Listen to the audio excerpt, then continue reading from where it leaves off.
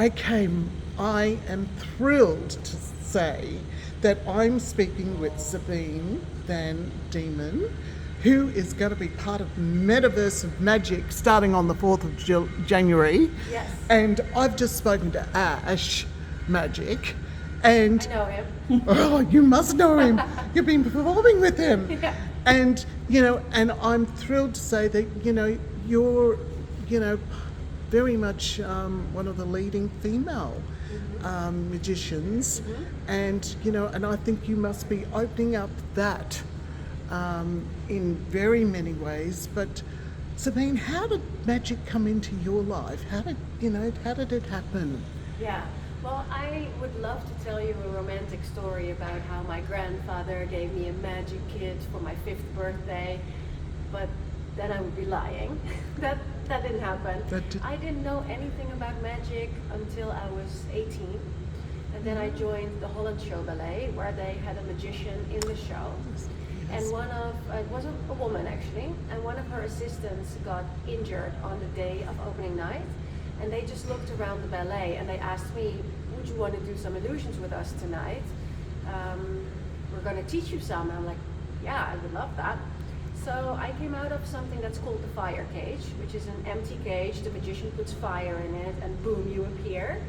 And I immediately loved it. I saw the faces of the audience and the fact that I knew this little secret was, I loved it. I immediately loved it. That's incredible. Yeah. So that started off your life path. That's how it started, Yeah, in Cirque du Soleil. As an assistant first. Yeah. So a dancer first, then a magician's assistant. Yeah. And then just sort of got into it and researched a lot. I went to Las Vegas to see a lot of shows. And then I got the chance to perform in a multicast show on the West End in London as a solo artist. And yeah, that was in 2016. And ever since, I've been doing my solo act. Incredible. Yeah. Incredible. So, were there any particular mentors rather than Definitely, from that stage that's grown into your life? Oh, definitely. Yeah. So one of my mentors is Hans Klok. He's a very famous illusionist from Holland.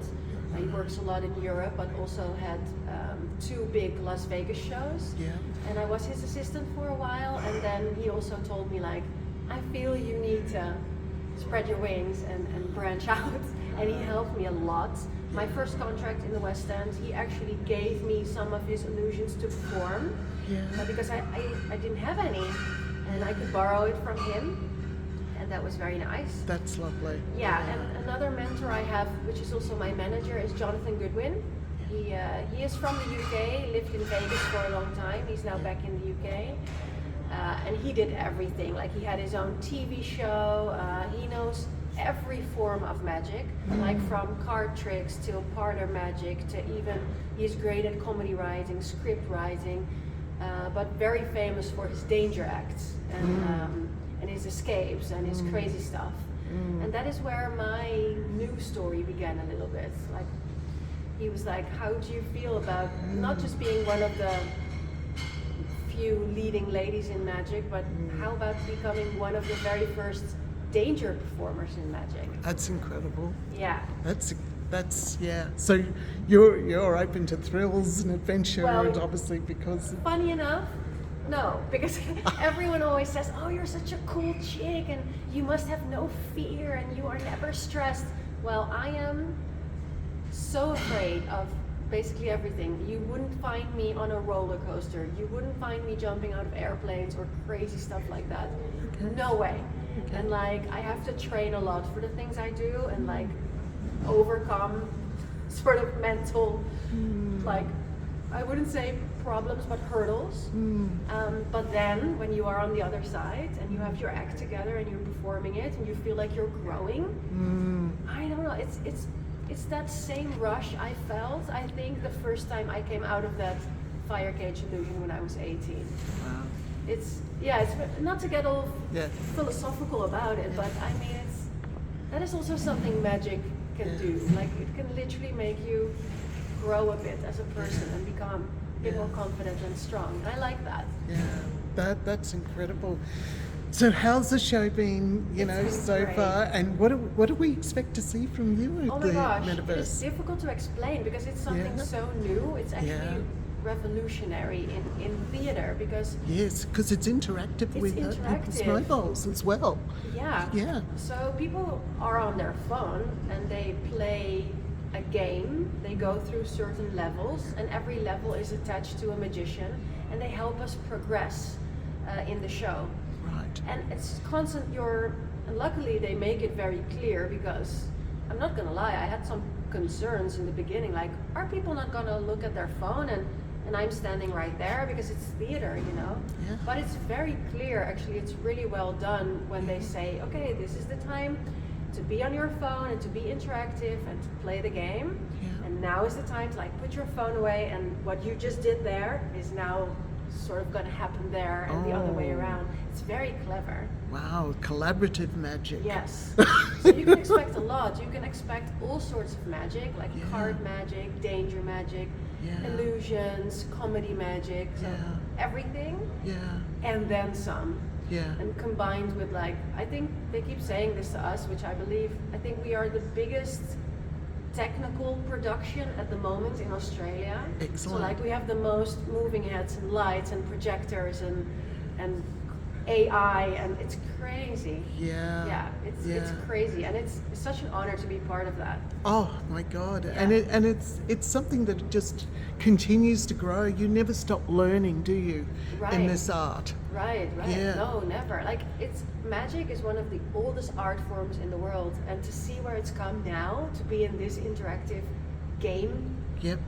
spectacular is Yeah. actually the word, more than you would Yeah. say show. It's insane. Tell me, do you have very interested followers and that are in female that come up to you and say, I want to be like you? Yeah. Well, yes, all the time actually, and that is of course so nice. And it's just nice to play with that. I won't say gender thing because that's too much, Yeah. but the sort of personification of what a magician is. Yeah. I mean, we've evolved. We are beyond the guy in the tuxedo and the top hat. Yeah. And I'm not saying that that's not cool, because I love to watch a typical magician. Yeah. To be honest, Yeah. I love The that David grand- Copperfields I love and it. yeah, all that. Absolutely love it. Yeah. Doesn't mean that a girl or a woman or whoever Yeah. can do the same thing and maybe Yeah. dress differently or use different music, or Yeah. anyone can do it. And I think Yeah. that's the fun thing in magic. You can really take it, Yeah. take something that old and make it into something so new and so you. Yeah. And that's what I like. And of course, we can always use more women and more females in magic. Yep. But I think, we are programmed to what we see is what we do. So if the girls in the audience only see a guy having the main role and the girl standing next to it presenting it, that is just what we That's the what we mindset. accept. That's Yeah, what we it's the accept. mindset. Yeah. Yeah. So it's nice to break that and to show them hey, look, I am here. You Yeah. can do this. Yeah. And we are still looking for the Beyonce of magic. That girls can look up to and go that's what I want to do when I grow Yeah. up. And I'm not saying it's me, not at all. Yeah. But I think she's coming. I think Yeah. in the younger generation there will be some big David Copperfield Beyonce of magic that we will all look up to and be okay, now we never have to have the discussion anymore about Yeah. is a magician more for men or for women, or Yeah. I think we're close. Very close. We're close. Wow, that's incredible. I've got to say, you also performed in a film, Now You See Me, which had, some incredible leading men in that show. Yeah. Were you part of the featured in an act in that film? Because I haven't seen it. Yeah, no, so that's Now You See Me, you're talking about. Yeah. It's about the Four Horsemen. It's a great movie. Yeah. Unfortunately, I'm not in the movie, although on the internet it says that I am, on IMDb. I've seen that. But I was in the big arena touring show. So they made a show of the movie. Right. Yeah, and I played Henley, which is the girl from the movie. Right.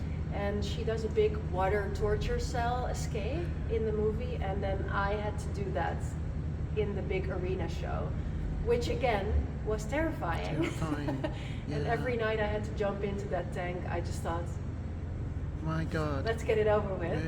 Yeah, I would be terrified too, It was Sabine. terrifying, but you know, anything for the audience. Yeah, well, that's it. You've got to capture the thrill of the audience, and that's again the magic, engages. Yeah, it's our Yeah, job, you know. We yeah, entertain, and Yeah. we get a lot back. So Yeah. No, yeah. that's terrific. Well, I've got to say, it's just been terrific talking to you today. Thank you. Again, I can't wait to see you perform on January the 4th here I at can't wait to Qpac. meet you there. Our most magnificent feature here in Brisbane, which showcases so many amazing shows. But this will kick off the year brilliantly. Yes, we're looking forward to it. Yeah. Definitely. Yeah. So thank you for talking to us at Hush Hush Biz. Of course. And have a wonderful Christmas. Thank you, you too. And Yeah. thanks for showing so much interest for not just our show, but also for the art of magic. Oh, love it. Thank you. Love magic. Thank you. Thank you, Sabine. Bye.